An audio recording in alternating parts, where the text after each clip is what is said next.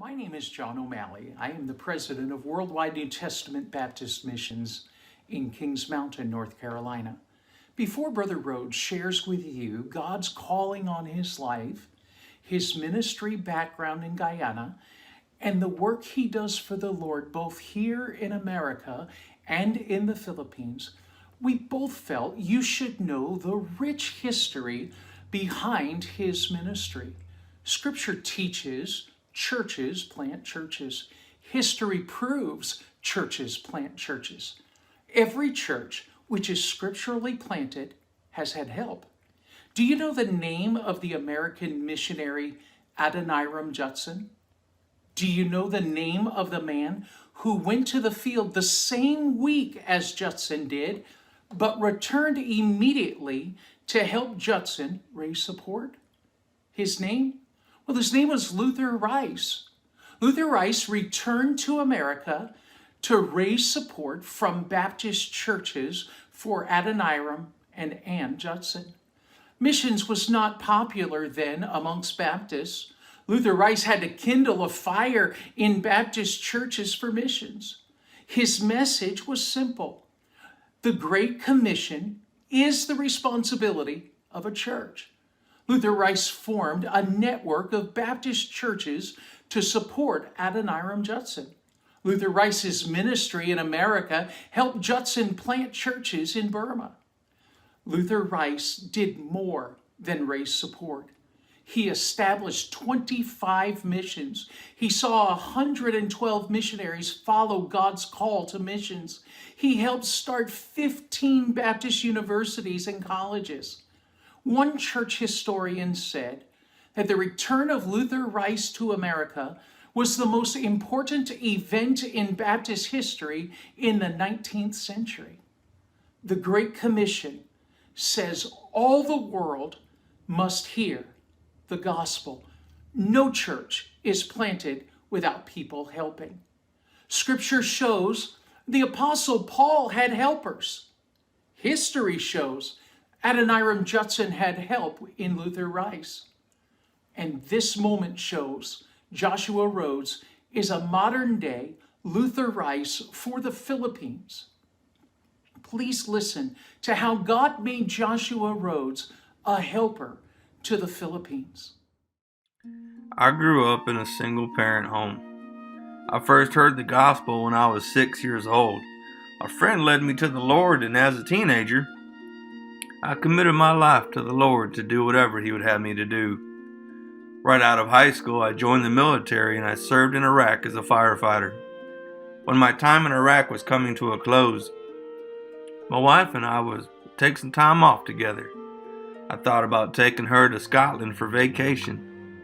Over the phone, my wife shared with me that our pastor just returned from Guyana.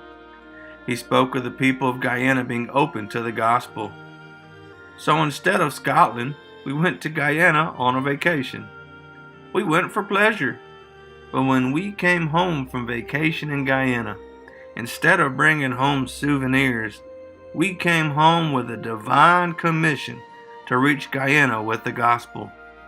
We raised our support and went to Guyana as missionaries. While in Guyana, we went soul winning. We conducted men's and ladies' Bible studies. We held tent crusades. We distributed 2 containers of scriptures. We watched God grow a church. When we left Guyana, a self-supporting church was in place with a national pastor. That church continues today. We returned from Guyana to our home church, Faith Baptist Church in Shelby, North Carolina. God aligned the timing of our return from Guyana with the expansion of Faith Baptist Church's Philippine ministry. My pastor, Barry Goodman, said, "Josh, I would love for you to help with the Philippine ministry." He went on, "With your involvement, we can do more. We could see more churches planted." Suddenly, things clicked in my heart and mind. I saw what God did in my life. God taught me how to be a missionary church planter in Guyana so I could be a helper to church planters in the Philippines. I thought, how does something like this happen? How a 6-year-old kid could go from a single-parent home end up a missionary and responsible for helping dozens of churches get started a half a world away? The best answer I can give is, God opened my heart, and every time God opened a door, I said, yes, Lord. When people ask me, what do you do? I tell them, I connect Philippine pastors and American churches in the work of the Great Commission. I show churches how they can invest in infant churches in the Philippines until they are on their own. When people ask, how long does it take to get a church going? And how much does it cost? I say it takes a couple of years and a little bit of money. Some men receive $50 a month, others a little bit more per month. The support and gifts churches raise enables a pastor to give himself full time to reaching his community for Christ. When people ask, how does this all work? I tell them, when a church graduates from infancy to a self-supporting church, which usually takes about 3 to 5 years, we've already identified the next leaders in our Bible college. We seek trained, qualified, and accountable men who are listening and looking for God's will. When I see this ministry, I see it as a kid with training wheels on a bike. Do you remember when you taught your child to ride a bike? You did not just put your child on a bike and push them down the road. I hope you didn't. What did you do? You put training wheels on their bike. You watched your kids. You worked with them. You cheered them on to success. Then one day when you felt they were ready, you told them, today we take off the training wheels. You watched with excitement as they started. Yes, they wobbled. Yes, you held your breath. Yes, they needed band-aids. Yes, they made mistakes, but they did it. They graduated from a bicycle with training wheels to a bicycle without training wheels. The bike with training wheels is the church. The rider is the church planter. The rider is qualified, trained, and prepared. The community where he is forming a church may have extra challenges. Like the Apostle Paul's work in Corinth, some church plants will make mistakes. They may wobble, but the church is the Lord's. He will sustain them. The Faith Baptist Church Philippine Ministry offers training wheels to developing churches. We work with them. We cheer them on. We watch and pray with them. Then after a couple of years, we help them by taking off the training wheels. They become their own church, committed to reaching the uttermost from their church. People ask, can the men in the Philippines do this without your ministry? Yes, they can.